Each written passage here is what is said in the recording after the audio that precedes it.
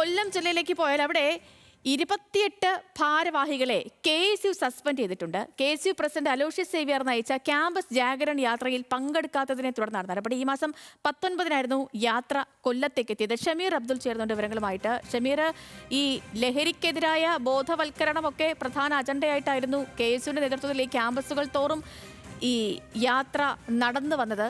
ഇപ്പോൾ സസ്പെൻഷൻ നടപടി വന്നിരിക്കുന്നു. എന്താണ് കാരണം? ഇതിൽ പങ്കെടുക്കാത്തതാണോ?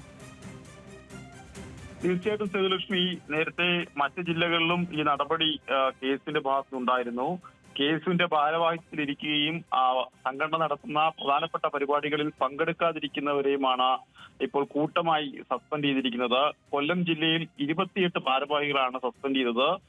2 ജില്ലാ വൈസ് പ്രസിഡന്റുമാർ, ജനറൽ സെക്രട്ടറിമാരായ 13 പേർ, സെക്രട്ടറിമാർ, ബ്ലോക്ക് പ്രസിഡന്റുമാർ, എക്സിക്യൂട്ടീവ് കമ്മിറ്റി അംഗങ്ങൾ എന്നിങ്ങനെയുള്ളവരെയാണ് ഇപ്പോൾ സസ്പെൻഡ് ചെയ്തിരിക്കുന്നത്. നേരത്തെ പാലക്കാട് അടക്കം മറ്റ് ജില്ലകളിലൊക്കെ തന്നെ സമാനമായ നടപടി സ്വീകരിച്ചിരുന്നു. സംഘടനയിൽ സജീവമായിട്ടുള്ള ആൾക്കാർ മതി, ഇനി ഭാരവാഹിത്വത്തിന് വേണ്ടിയുള്ള ആളുകൾ ഈ സംഘടനയിൽ വേണ്ട എന്നൊരു നിലപാടാണ് സംസ്ഥാന പ്രസിഡന്റ് അലോഷ്യസ് സേവ്യറിനുള്ളത്.